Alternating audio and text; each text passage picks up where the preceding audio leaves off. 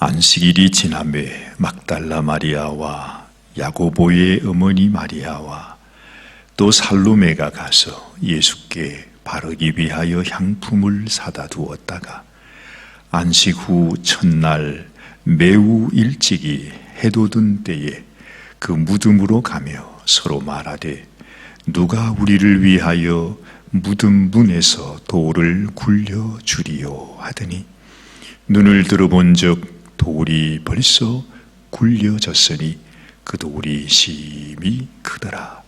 무덤에 들어가서 흰옷을 입은 한 청년이 우편에 앉은 것을 보고 놀라매 청년이 이르되 놀라지 말라. 너희가 십자가에 못 박히신 나사렛 예수를 찾는구나. 그가 살아나셨고 여기 계시지 아니하니라. 보라, 그를 두었던 곳이니라.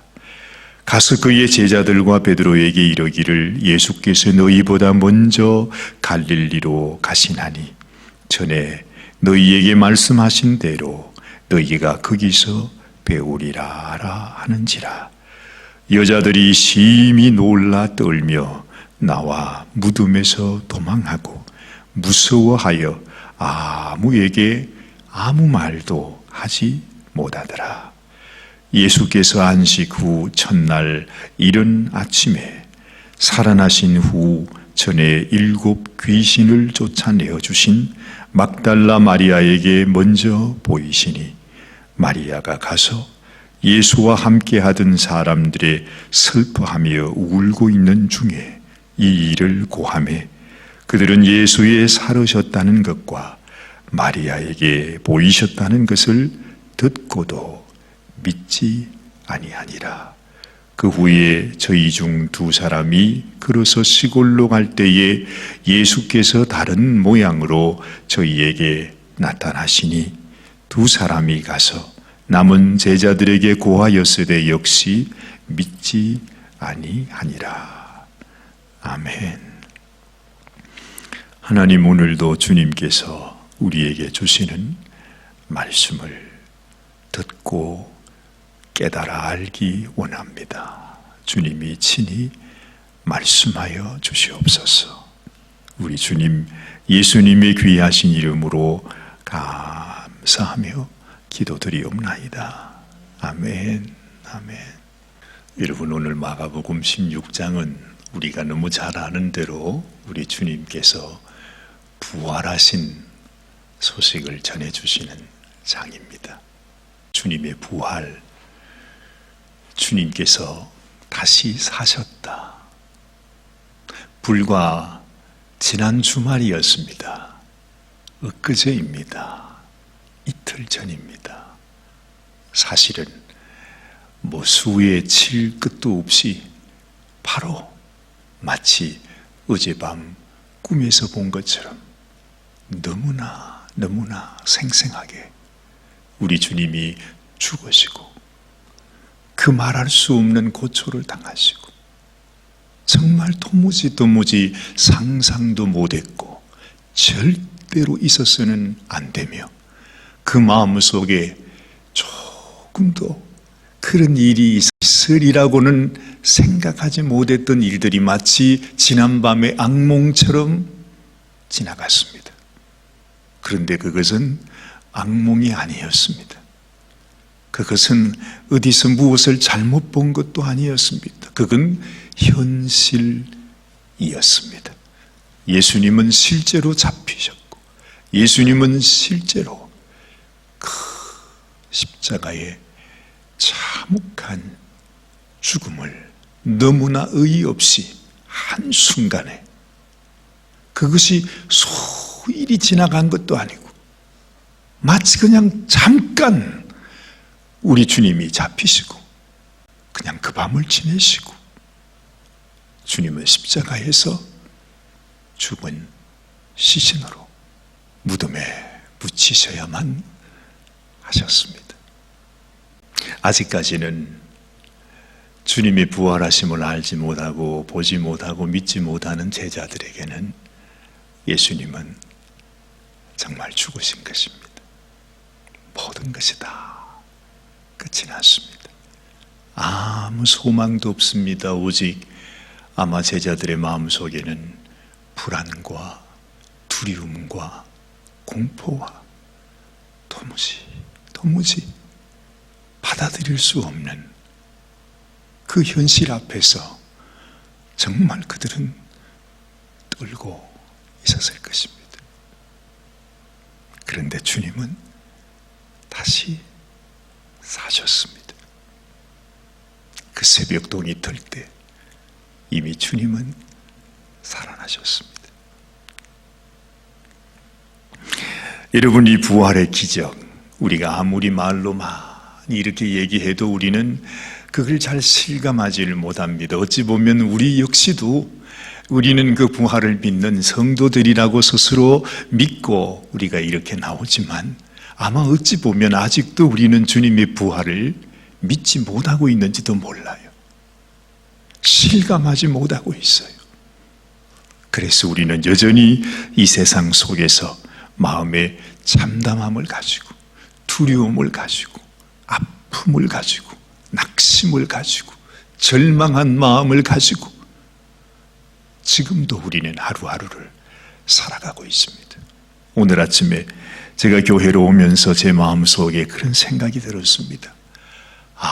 주님의 부활은 우리가 1년에 한 번 부활절에 고백하는 부활이 아니라 사실은 날마다 우리 마음속에 고백되어야 하는 것이 바로 이 부활의 말씀이구나 하는 것을 깨달으면서 하나님께서 우리들에게 이 부활의 사건, 부활의 은혜를 우리들에게 전해주기 위해서 날마다 이 새벽마다 우리 하나님은 우리에게 이 부활을 경험하게 하십니다.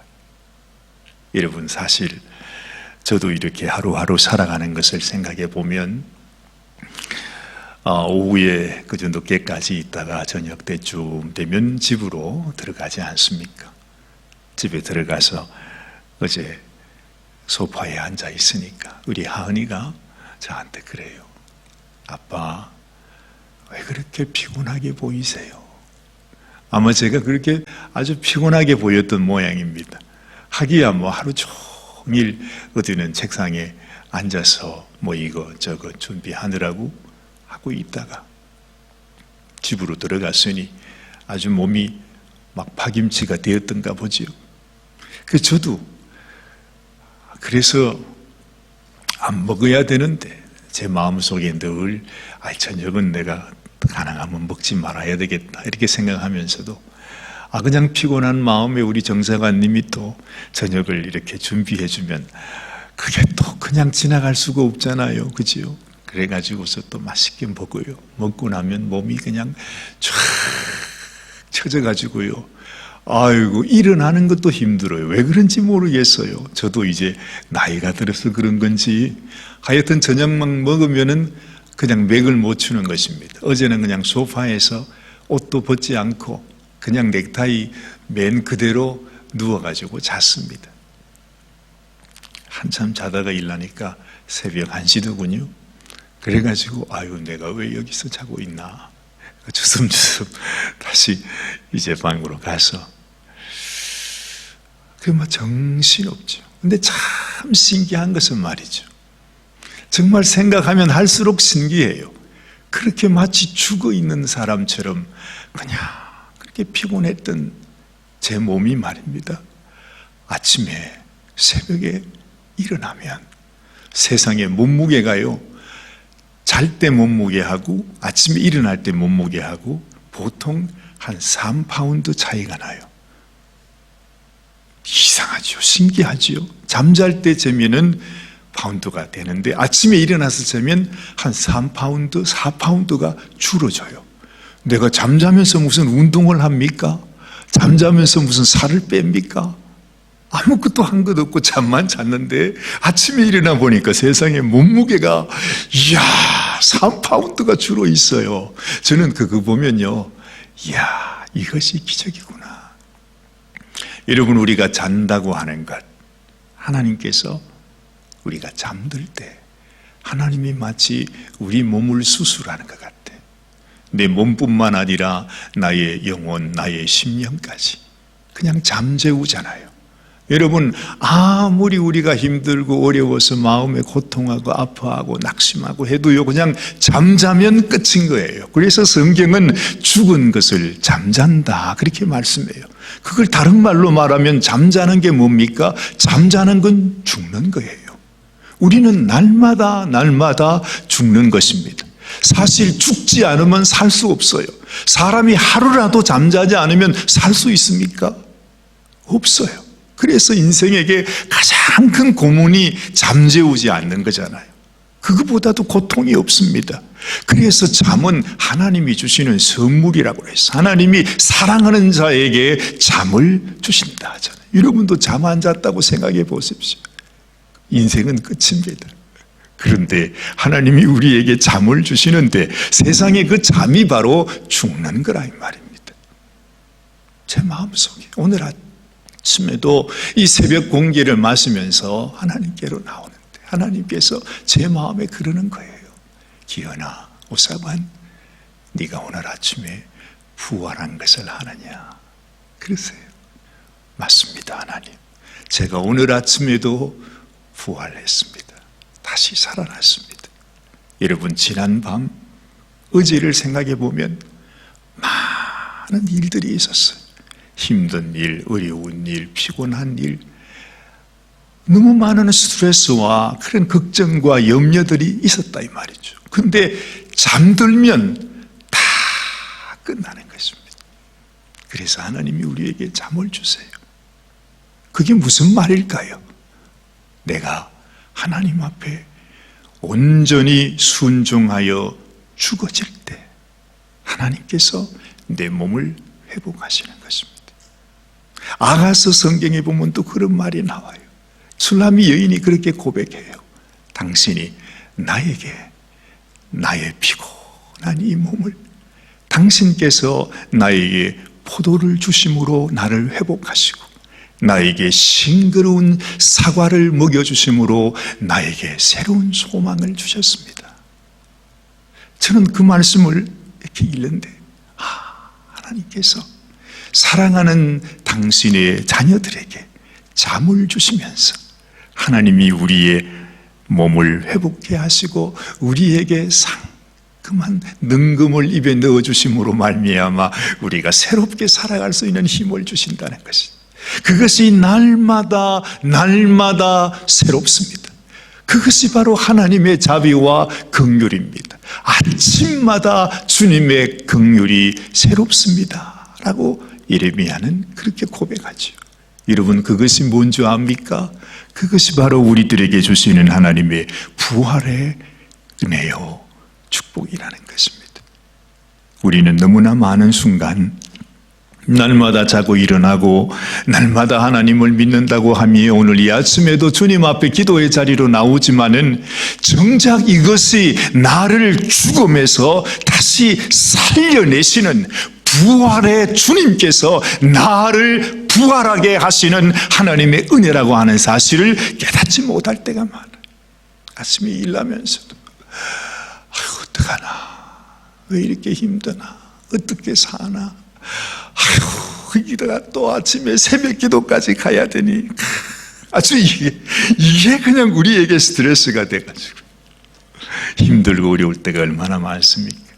왜냐하면 지금 주님이 나를 다시 일으키셨다는 사실, 일으키고 계신다는 사실, 나를 부활의 은혜로 주님이 나를 인도한다는 사실을 우리는 모르고 살아갑니다. 너무 많은 성도들이 우리가 부활을 말하면서도, 믿는다 말하면서도 정작 이 부활의 은혜 가운데, 부활의 기적 가운데 나의 마음을 온전히 드리지 않아요.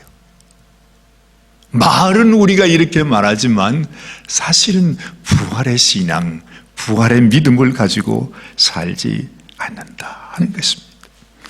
그래서 오늘 이 말씀을 읽는데 제 마음속에 안식일이 지나매 그러잖아요.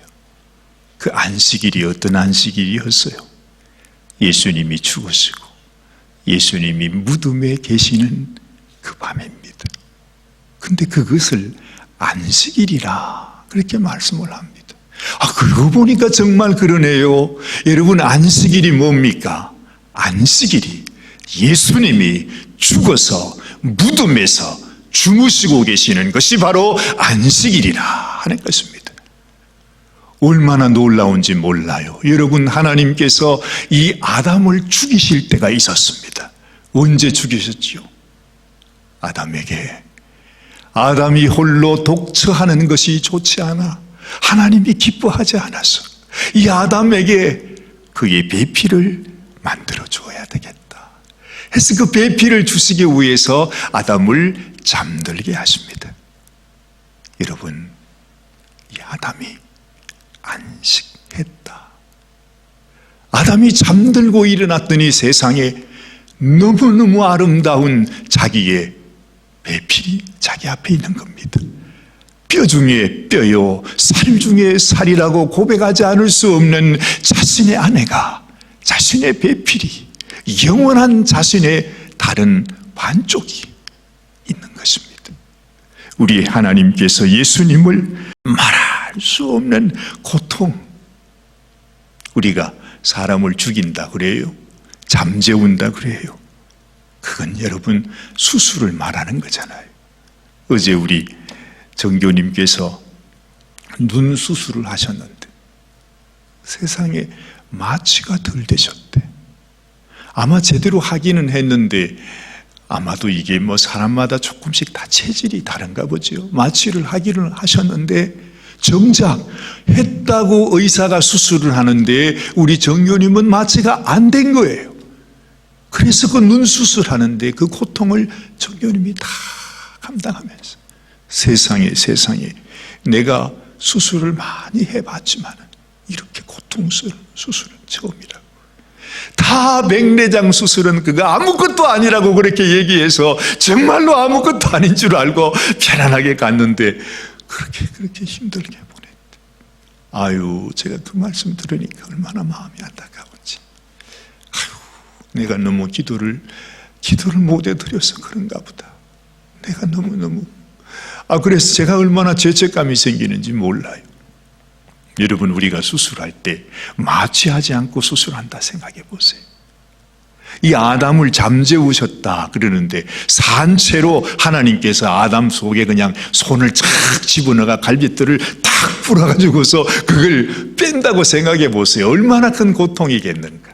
가만히 생각해 보니까 정말로 하나님께서 예수님을 십자가의 고통을 받지만은 그것이 바로 하나님께서 예수님을 잠들게 하시고 그 속에는 말할 수 없는 아픔과 고통과 말할 수 없는 정말 그 고통이 수반되어 있는 것이지만은 하나님께서 그 고통을 통해 그 잠들게 하심을 통해서 아담에게 자기의 아내를 예비해 주시는 그 과정이구나 하는 것을 알게 되는 것입니다. 우리 주님이 고통 당하심으로 말미암아 하나님은 우리 주님의 신부를 그에게 예비하여 주신 것이지. 그런데 여러분, 우리가 주님의 신부라고 하면서 이 비밀, 주님이 자신의 몸을 내어주심으로 그 고통과 아픔과 잠드는 그 죽음의 과정을 거치면서 당신의 신부를 예비하셨다는 이 사실을 안다면, 그것을 아는 신부라면 우리의 심정은 어떠하겠습니까? 주님이 부활하셨기에 우리가 그 부활의 믿음을 가져야 합니다라고 말하는 것, 이 부활의 믿음만이 우리가 주님의 신부가 되는 길이라고 하는 사실, 이 부활의 비밀을 깨닫지 못하고 내가 이 부활의 신앙으로 살지 못하면서 내가 예수님을 믿는 주님의 신부가 된다는 것, 그건 불가능한 일입니다. 주님이 죽으셨기에 우리도 죽는 것입니다. 주님이 잠드셨기에 주님과 함께 그 자리에 그 십자가에서 우리도 함께 잠드는 것입니다. 주님과 함께 잠잠으로 말미암아 내가 주님의 신부인 것을 우리가 고백하게 되는 것이죠. 제 마음속에 하나님께서 그런 감동을 주시는 거예요. 그래서 이 세상에서 우리의 인생이 죽음의 고통이라 할지언정, 우리의 삶 속에 말할 수 없는 아픔과 시련과 갈등과 말할 수 없는 환난이 있을지라도 그것이 바로 내가 주님의 신부이기에 감당해야 되는 나의 십자가라 하는 사실을 깨닫는 것이 얼마나 소중한지. 악몽이 지나가면 그 잠에서 깨어나게 되면 오늘 또 이렇게 표현하죠. 2절 말씀에는 안식 후 첫날. 그래요. 그 밤이 지나가고 나면 하나님께서 우리를 통하여 부활의 영광을 나타내어 주시는 것입니다.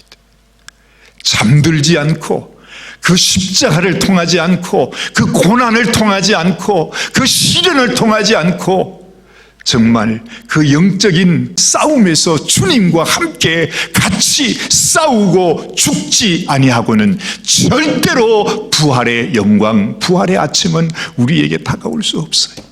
왜 우리가 이 세상에서 고난을 당하며 삽니까? 왜 믿는다 하면서도 내 마음은 왜 힘들고 어려움 속에 삽니까? 아직도 나는 주님의 부활에, 주님의 십자가 안에, 주님이 잠드신 그 가운데 나도 함께 잠들지 않기 때문이죠. 주님, 당신이 나를 위해 잠들어 계시는데, 당신이 나를 위해 십자가에서 죽으셨는데 나도 주님과 함께 죽기 원합니다. 죽은 자가 되기 원합니다. 주님이 계신 그곳에, 주님이 누우신 그곳에 나도 함께 누워 함께 잠들어 있기를 원합니다. 그런 자에게 부활의 아침, 부활의 영광이 있게 되는 것입니다. 이 여인들은, 다른 제자들은 다 떠나갔습니다.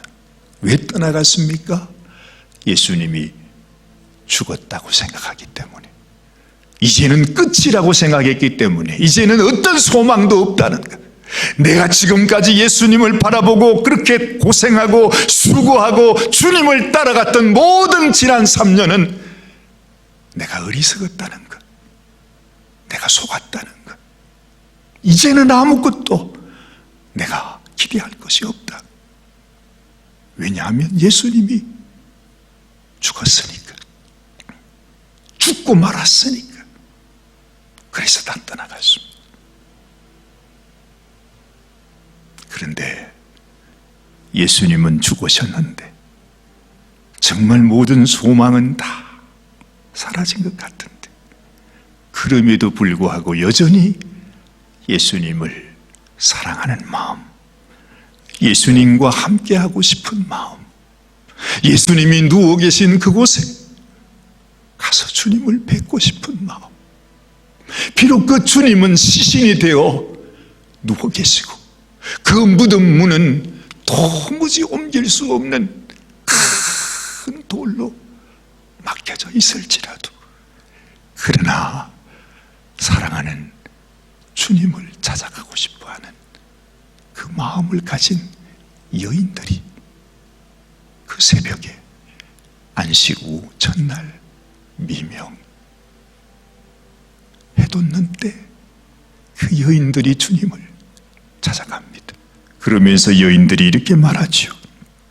서로 말하되 누가 우리를 위하여 무덤 문에서 돌을 굴려 주리요.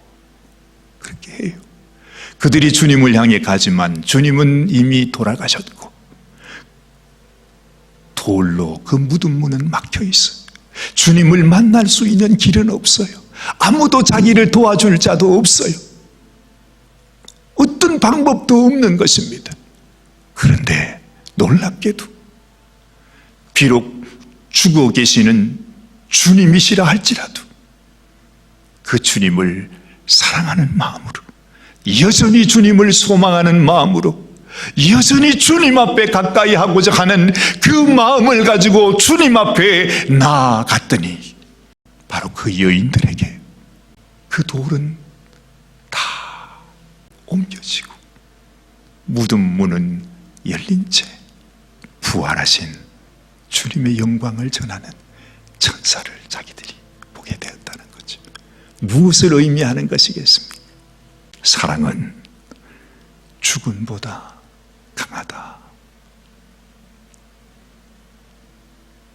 하나님은 말씀하십니다. 사랑은 죽음보다 강하다. 우리를 사랑하는 그 사랑이 우리 주님을 십자가에서 그 무덤에서 일으키게 하셨고, 또한 주님을 사랑하는 그 사랑이 우리 주님을 가로막고 있는 무덤의 돌문을 옮기게 했던 것입니다. 진실로 하나님 앞에 하나님이 보여주시는 부활의 은혜, 부활의 영광, 부활의 기적을 체험하는 사람은 어떤 사람들인가?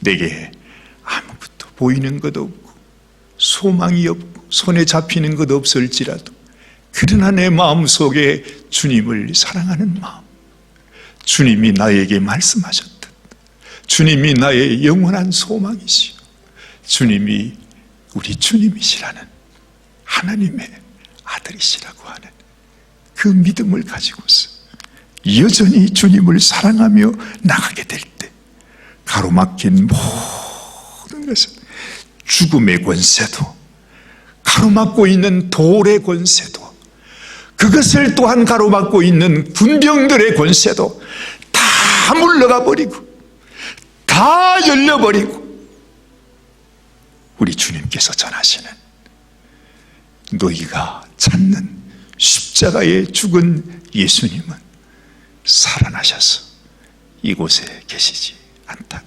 너희들보다 먼저 너희들이 있었던 그 갈릴리로 주님은 먼저 가 계실 것이라고, 거기에서 너희들을 만나실 것이라고.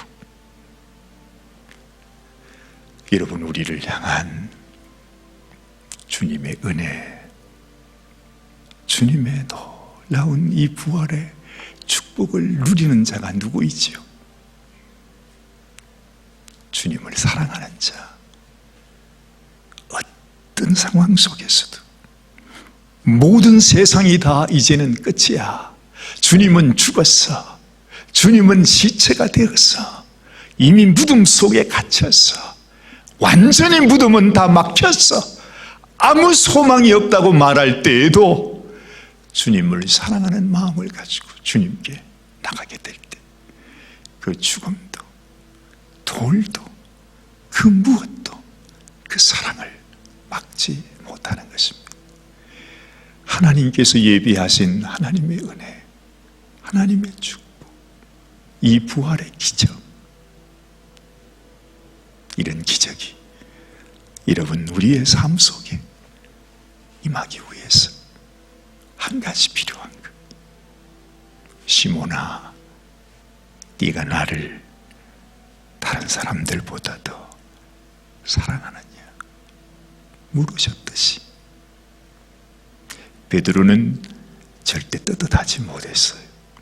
예수님을 부인한 것도 그렇지만 이 부활의 자리에마저도 베드로는 다른 제자들도 모든 사람들도 주님이 살아나셨다고 하는 이 여인들의, 이 막달라 마리아가 전해주는 내가 주님을 만났어요 하는 그 말조차 그들은 믿지 않았다 합니다.